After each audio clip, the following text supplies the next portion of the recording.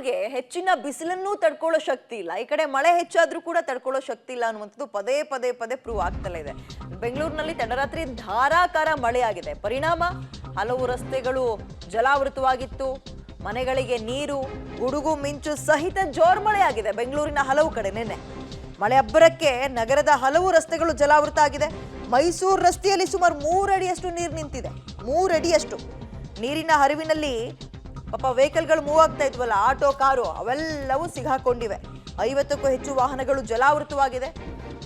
ತಡರಾತ್ರಿ ಧಾರಾಕಾರ ಮಳೆ ಆದಂತಹ ಪರಿಣಾಮ ನಿನ್ನೆ ಸಂಜೆ ಒಂದು 10-15 ನಿಮಿಷ ಮಳೆ ಉದುರು ಹಾಗೆ ಹೋಯ್ತು. ಅದಾದ್ಮೇಲೆ ರಾತ್ರಿ ಗುಡುಗು ಮಿಂಚು ಸಹಿತ ಜೋರು ಮಳೆ.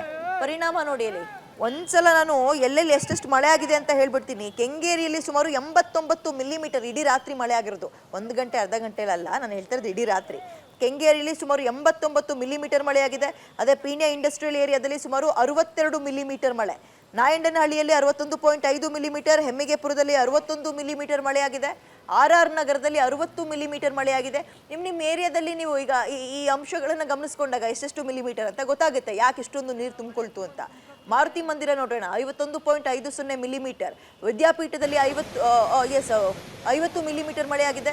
ಉತ್ರಳ್ಳಿಯಲ್ಲಿ 42 ಮಿಲಿಮೀಟರ್. ಹಂಪಿ ನಗರದಲ್ಲಿ 39 ಮಿಲಿಮೀಟರ್ ಮಳೆ ಸುರಿದಿದೆ. ಯಲಹಂಕದಲ್ಲಿ 38.50 ಮಿಲಿಮೀಟರ್ ಅಂತೆ ಮಳೆ ಸುರಿದಿರೋದು. ಜಕ್ಕೂರ್ನಲ್ಲಿ 38 ಮಿಲಿಮೀಟರ್, ಕೊಟ್ಟಿಗೆಪಾಳ್ಯದಲ್ಲಿ 33 ಮಿಲಿಮೀಟರ್, ಕೊಡಿಗೆಹಳ್ಳಿಯಲ್ಲಿ 28.50 ಮಿಲಿಮೀಟರ್, ನಂದಿನಿ ಲೇಔಟ್ನಲ್ಲಿ 28 ಮಿಲಿಮೀಟರ್. ಈ ರೀತಿಯಾಗಿ ಮಳೆ ಆಗಿದೆ ಒಂದೊಂದು ಏರಿಯಾದಲ್ಲಿ ಒಂದೊಂದು ಪ್ರಮಾಣದಲ್ಲಿ. ಪರಿಣಾಮ ಅಲ್ಲಿ ನೋಡಿ, ಅಲ್ಲಿ ತಡರಾತ್ರಿ ಆಗಿರೋದಕ್ಕೆ ಸ್ವಲ್ಪ ಸೇಫ್ ಅನ್ಕೊಳ್ಳಿ ನೀವು. ಈ ಪೀಕ್ ಅವರಲ್ಲಿ ಆಗ್ಬಿಟ್ಟಿದ್ರೆ ಇನ್ನೂ ದೊಡ್ಡ ಅವಾಂತರ ಆಫೀಸಿಂದ ಮನೆಗೆ ಬರೋದೆಲ್ಲ.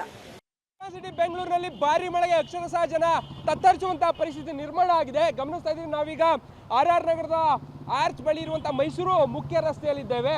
ಕಂಪ್ಲೀಟ್ ಆಗಿ ಇಲ್ಲಿನ ಮಳೆ ರಭಸಕ್ಕೆ ನೀರು ರಸ್ತೆ ತುಂಬೆಲ್ಲ ಹರಿತಾ ಇದೆ. ಈಗಾಗಲೇ ಬಹುತೇಕ ವಾಹನಗಳು ಕೂಡ ಮುಳುಗಡೆ ಆಗಿದೆ. ಸುಮಾರು 20ಕ್ಕೂ ಹೆಚ್ಚು ವಾಹನಗಳು ಈಗಾಗಲೇ ಮುಖ್ಯ ರಸ್ತೆಯಲ್ಲಿ ಮುಳುಗಡೆ ಆಗಿರುವಂಥದ್ದು. ಪ್ರಮುಖವಾಗಿ ಚಿಕ್ಕ ಅಂದರೆ ಆಟೋ ಇರ್ಬೋದು, ಸಣ್ಣ ಪುಟ್ಟ ಕಾರ್ಗಳೇನಿದ್ವು ಅವೆಲ್ಲವೂ ಕೂಡ ಕಂಪ್ಲೀಟ್ ಆಗಿ ಮುಳುಗಡೆ ಆಗಿದೆ. ಅದರ ಒಳಭಾಗದಿಂದ ಕೂಡ ಜನ ಆಚೆ ಬರಲಿಕ್ಕೆ ಪರದಾಡುವಂಥ ಪರಿಸ್ಥಿತಿ ನಿರ್ಮಾಣ ಆಗಿದೆ. ಈಕೋ ವೆಹಿಕಲ್ ಒಂದು ನಿಂತಿದೆ. ಈಕೋ ವೆಹಿಕಲ್ ಅನ್ನು ನೀವು ಗಮನಿಸ್ತಾ ಇದ್ದೀರಿ. ಅದರ ಒಳಭಾಗದಲ್ಲೇ ಕೆಲವೊಂದಷ್ಟು ಜನ ಹಿದ್ದ ಆಗಿದೆ.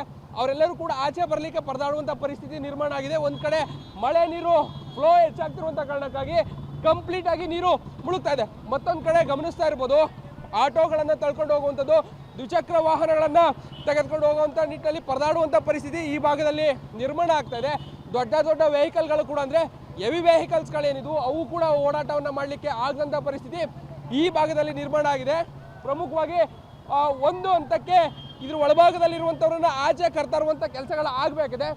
ಅವರನ್ನು ಹೇಗಾದರೂ ಮಾಡಿ ಈಗ ಆಚೆಗೆ ಕರ್ತರುವಂಥ ನಿಟ್ಟಲ್ಲೂ ಕೂಡ ಕೆಲಸಗಳನ್ನು ಮಾಡಬೇಕಿದೆ. ಬಟ್ ನೀರಿನ ಹರಿವು ಹೆಚ್ಚಾಗ್ತಾ ಇರುವಂಥ ಕಾರಣಕ್ಕಾಗಿ ಗಮನಿಸ್ಬೋದು ಹೆವಿ ವೆಹಿಕಲ್ಸ್ಗಳು ಕೂಡ ಕಂಪ್ಲೀಟ್ ಆಗಿ ಅದರ ವೀಲ್ ಏನಿದೆ ಅದರ ಮೇಲ್ಭಾಗಕ್ಕೆ ಮುಳುಗಡೆ ಆಗ್ತಾ ಇರುವಂಥದ್ದು ಸದ್ಯ ಕಂಡು ಬರ್ತಾ ಇದೆ. ಮತ್ತೊಂದು ಕಡೆ ಗಮನಿಸ್ಬೋದು, ನಮ್ಮ ಬಲಭಾಗದಲ್ಲಿ ನೀರು ಫ್ಲೋ ಹೇಗಿದೆ ಅಂತ ಹೇಳಿದ್ರೆ ಡ್ರೈನೇಜ್ ವಾಟರ್ಗಳೇನಿತ್ತು ಅದೆಲ್ಲವೂ ಕೂಡ ಕಂಪ್ಲೀಟ್ ಆಗಿ ಉಕ್ಕಿ ಹರಿತಾ ಇದೆ. ಅಂದರೆ ಬಿದ್ದಂಥ ಮಳೆ ನೀರೇನಿತ್ತು ಆ ಮಳೆ ನೀರೆಲ್ಲವೂ ಕೂಡ ಡ್ರೈನೇಜ್ಗಳ ಮುಖಾಂತರವಾಗಿ ಆಚೆ ಬರ್ತಾ ಇದೆ. ಒಂದು ಕಡೆ ಮಳೆ ಕೂಡ ಜಾಸ್ತಿ ಆಗ್ತದೆ, ಮತ್ತೊಂದು ಕಡೆ ಇದ್ದಂಥ ಡ್ರೈನೇಜ್ಗಳೇನಿದ್ವು ಅದರ ಹರಿವಿಕೆ ಜಾಸ್ತಿಯಾಗಿ ಅದರ ಒಳಭಾಗದಿಂದ ನೀರು ಆಚೆಗೆ ಬರ್ತದೆ. ಸೊ ನೀರಿನ ಹರಿವು ಜಾಸ್ತಿ ಆಗಿರುವಂಥ ಹಿನ್ನೆಲೆಯಲ್ಲಿ ಸಿಲುಕಿರುವಂಥ ವಾಹನಗಳನ್ನು ಈಗ ಹೇಗಾದರೂ ಮಾಡಿ ಆಚೆಗೆ ತೆಗಿಬೇಕಾದಂತಹ ಪರಿಸ್ಥಿತಿ ಇರುವಂಥ ಕಾರಣಕ್ಕಾಗಿ ಒಂದಷ್ಟು ಜನ ಒಳಭಾಗದಲ್ಲಿ ಸಿಲುಕಿದ್ರೆ ಅವರನ್ನು ಆಚೆಗೆ ತೆಗೆದು ಕೂಡ ಈಗ ಸದ್ಯ ಸಾಕಷ್ಟು ಸವಾಲಾಗಿ ಪರಿಣಮಿಸಿದೆ. ಕ್ಯಾಮ್ರಾ ಪರ್ಸನ್ ಅಕ್ಷಯ್ ಜೊತೆ ರಾಘು ಮರಿಸ್ವಾಮಿ, ಪಬ್ಲಿಕ್ ಟಿವಿ, ಬೆಂಗಳೂರು. ಇಲ್ಲಿ ತನಕ ಬಿರು ಬೇಸಿಗೆ, ನೆಲ ಕಾದ ಕೆಂಡವಾಗಿದೆ, ಕಾದ ಹೆಂಚಿನಂತಾಗಿದೆ. ಒಂದು ಸಲ ಮಳೆ ಬಂದೋಗ್ಬಾರ್ದಾ ಅನ್ಕೊಳ್ತಾ ಇದ್ರು ಬೆಂಗಳೂರಿನವರೆಲ್ಲ. ಬಟ್ ಈ ಪ್ರಮಾಣದಲ್ಲಿ ಬಂದರೆ ನೀರು ಹರಿಲಿಕ್ಕೆ ಜಾಗ ಇರಬೇಕಲ್ಲ. ಎಲ್ಲ ಕಾಂಕ್ರೀಟ್ ರಸ್ತೆ, ಟಾರ್ ರೋಡು, ಸಂಪೂರ್ಣವಾಗಿ ನೀರು ಒಂದು ಹನಿ ಕೆಳಗೆ ಹಿಂಗೋಕೆ ಜಾಗ ಇಲ್ಲ. ಇನ್ನೇನಾಗುತ್ತೆ, ರಸ್ತೆ ಮೇಲೆ ಹರಿಬೇಕು. ಮೇಲಿಂದ ಮಳೆ ಹನಿ ನೀರು ಎಲ್ಲಿಗೆ ಹೋಗಕ್ಕೆ ಜಾಗ ಬೇಕಲ್ಲ. ಬೇರೆ ಗ್ರಾಮೀಣ ಪ್ರದೇಶದಲ್ಲಾದರೂ ಈ ಭೂಮಿ ಹೀರ್ಕೊಳ್ಳುತ್ತೆ, ಮಣ್ಣಿನ ಭೂಮಿ, ಇಲ್ಲ ಸಾಧ್ಯ ಆಗಲ್ಲ. ಪರಿಣಾಮ ಈ ರೀತಿಯಾಗಿ ಪರಿಸ್ಥಿತಿಯನ್ನ ಪ್ರತಿ ವರ್ಷ ಅನುಭವಿಸಲೇಬೇಕಾಗತ್ತೆ. ಬೇರೆ ಏನು ಅವಕಾಶವೇ ಇಲ್ಲ. ಮಳೆ ಮಳೆ ಅಬ್ಬರಕ್ಕೆ ಮೈಸೂರು ರಸ್ತೆ ಕಂಪ್ಲೀಟ್ ಆಗಿ ಜಲಾವೃತ ಆಗಿದೆ. ಪ್ರವಾಹ ಪರಿಸ್ಥಿತಿ ನಿರ್ಮಾಣ ಆಗಿರುವಂಥದ್ದು ಗಮನಿಸ್ತಾ ಇದ್ರಿ. ಧ್ಯಾನ್ ಭಾರತಿಯಿಂದ RR ನಗರ ಆರ್ಚ್ ತನಕವೂ ಕೂಡ ಕಂಪ್ಲೀಟ್ ಆಗಿ ರಸ್ತೆ ಜಲಾವೃತ ಆಗಿದೆ. ಜಲಾವೃತ ಆಗಿರುವಂತಹ ಎಫೆಕ್ಟ್ ಹಿನ್ನೆಲೆಯಲ್ಲಿ ಸದ್ಯ ವಾಹನ ಸವಾರರು ಪರದಾಟ ಮಾಡುವಂಥ ಪರಿಸ್ಥಿತಿ ನಿರ್ಮಾಣ ಆಗಿರುವಂಥದ್ದು. ಸರಿಸುಮಾರು ರಸ್ತೆ ಮೇಲ್ಭಾಗದಲ್ಲಿ 2-2.5 ಅಡಿ ನೀರು ನಿಂತಿರುವಂಥ ಕಾರಣಕ್ಕಾಗಿ ದೊಡ್ಡ ದೊಡ್ಡ ವಾಹನಗಳೇ ಕೆಟ್ಟು ನಿಲ್ಲುವಂತಹ ಕೆಟ್ಟ ಪರಿಸ್ಥಿತಿ ನಿರ್ಮಾಣ ಆಗಿದೆ. ಮತ್ತೊಂದು ಕಡೆ ಭಾರಿ ಟ್ರಾಫಿಕ್ ಜಾಮ್ ಕೂಡ ಈ ಭಾಗದಲ್ಲಿ ನಿರ್ಮಾಣ ಆಗ್ತದೆ. ವಾಹನಗಳನ್ನು ನೀರಿನಿಂದ ಆಚೆ ತೆಗೆಯೋದಕ್ಕೆ ಸಾಕಷ್ಟು ಹರಸಾಹಸವನ್ನು ಪಡುವಂತಹ ಪರಿಸ್ಥಿತಿ ಈ ಭಾಗದಲ್ಲಿ ನಿರ್ಮಾಣ ಆಗಿರುವಂಥದ್ದು. ಕಾರ್ಗಳಿರ್ಬೋದು, ಆಟೋಗಳಿರ್ಬೋದು, ಆ ವಾಹನಗಳನ್ನು ತೆಗಿಲಿಕ್ಕೆ ಆಗದಂಥ ಪರಿಸ್ಥಿತಿ ಸದ್ಯ ಈ ಭಾಗದಲ್ಲಿ ನಿರ್ಮಾಣ ಆಗ್ತಾ ಇದೆ. ನೀರಿನ ಅರಿವು ಹೆಚ್ಚಾಗಿರುವಂಥ ಕಾರಣಕ್ಕಾಗಿ ಈ ರೀತಿಯಾದಂಥ ಪರಿಸ್ಥಿತಿ ನಿರ್ಮಾಣ ಆಗಿದೆ. ಗಮನಿಸ್ಬೋದು ಎಷ್ಟು ವಾಹನಗಳಿದೆ, ಹೇಗೆ ಟ್ರಾಫಿಕ್ ಜಾಮ್ ಆಗಿದೆ ಅನ್ನುವಂಥ ದೃಶ್ಯಾವಳಿಗಳನ್ನು ಸದ್ಯ ನಮ್ಮ ವಿಡಿಯೋ ಜರ್ನಲಿಸ್ಟ್ ನಿಮಗೆ ತೋರಿಸುವಂಥ ಪ್ರಯತ್ನವನ್ನು ಮಾಡ್ತಾ ಇದ್ದಾರೆ.